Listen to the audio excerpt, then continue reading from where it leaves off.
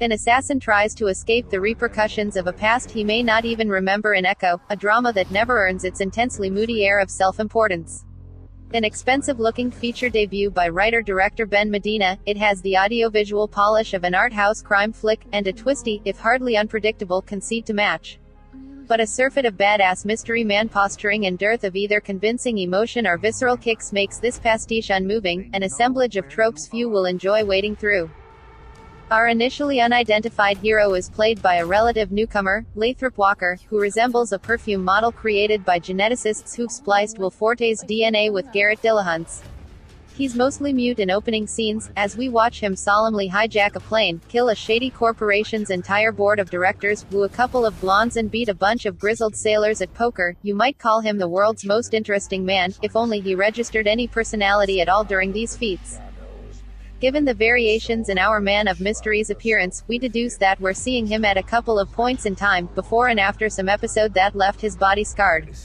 The film keeps shifting between story A and story B, each of which places Mr. X, eventually identified as Michael, in a romance with a woman who's even less of a character than he is. There's the A story's blonde photographer, Helena Grace Donald, who practically begs him to pick her up on a subway, and the B plot's love interest, Tabitha Bastian, who doesn't even get a hobby or profession, maybe because she's carrying Michael's child. These are women to make the Bechdel test short-circuit and explode, and they do little to quash the feeling that we're living in the imagination of a teenage boy who hasn't yet met girls in real life. Whether or not he knows it, Michael needs to protect both women from the secretive organization he works for. The group's nature is deliberately obscure until near the end. Viewers will have guessed where we're headed before then, but it involves lots of cryptic messages in Shakespearean language and much talk of fathers and sons. Michael, it seems, is the favorite child of a wheelchair-bound old man he never visits. A second disabled gentleman has a strong interest in his whereabouts as well, and may be the guy who left our hero with all those scars. Evidently, Michael wanted to be free of the hitman game at some point, and paid a hefty price to make that happen, only to be forced back into it. If this and some of the film's incidental affectations, wax-sealed letters, messages in Braille, put one in mind of John Wick, so will a gimmick in which Michael has a hidden cache of weapons protected in an unlikely way. In this case, though, getting the key requires Michael to slice up his own forearm.